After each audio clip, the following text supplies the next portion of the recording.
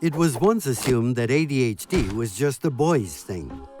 That's likely because hyperactive boys are hard to miss.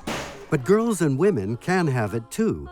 They're just sometimes harder to spot. By and large, girls tend to have a subtler presentation of ADHD, so not necessarily the daydreamer, but difficulties with focus or attention or distractibility. Dr. Laura Gerber is a pediatrician and ADHD specialist. I might be looking at you. You may think I'm listening to you, but you might not realize that I'm totally focused on the buzz of the fluorescent light. There's a large population of girls who may have the inattentive type of ADHD, and they're often the young ones that are at the back of a classroom. They're not bothering anybody, but they're tuning out. They're not learning optimally. You know, when they talk about an iceberg and they say the largest part of the iceberg is the part below the waterline, that's attention deficit disorder. Vast majority of ADD people are not hyperactive. And in that majority underneath the waterline, most of those are women. For years, ADHD research focused mainly on males. The pool of research on females is slowly increasing.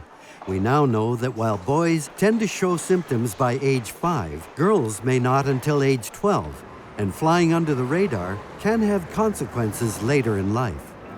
Classic case of attention deficit disorder is the 19-year-old female university student. They go off to university and everything starts to fall apart.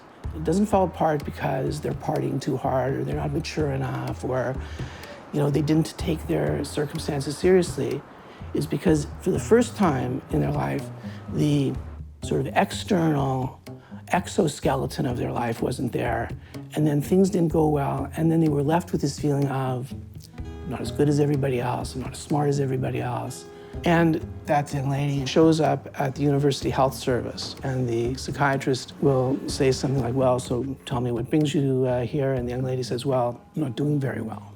And the psychiatrist says, well, how do you feel about that? And the young lady says, well, not too good.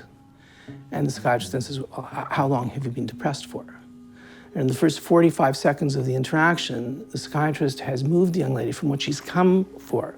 I'm not doing very well. That's a function comment. And the psychiatrist has slid the young lady right into the psychiatrist's comfort zone. Depression and anxiety, anxiety and depression. It's kind of stunning to me that a lot of people that I dealt with, different counselors and therapists, didn't notice this about me. It wasn't my psychiatrist's first instinct at all. For Medina Abdelkader, it was the pressures of grad school that revealed her ADHD. When I came to Toronto to do my master's, I was living by myself, so I didn't have that social support. And I had a really hard time staying organized, and I would go every single day, and I would sit and I'd bring all my books and my laptop and my highlighters and my good intentions, and I would just sit for hours and hours reading, going sort of down the black hole of the internet and all these really juicy topics that I was studying.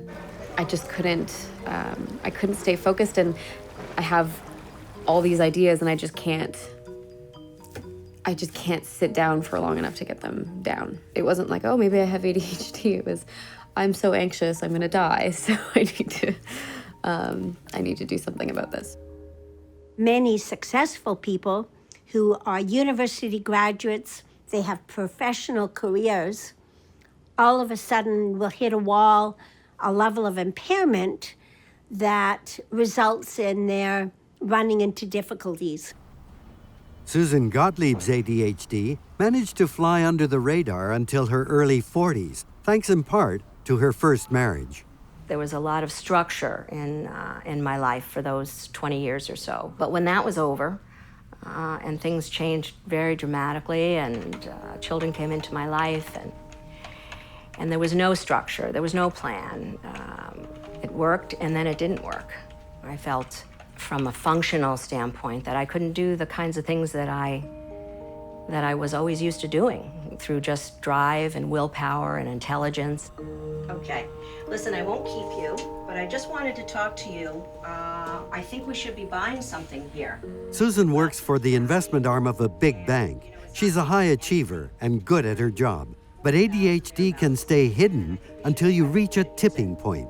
And certainly being on an antidepressant, for example, which is what one doctor recommended, that maybe soothed my stress, but didn't help me function better. And that's really what I needed to do.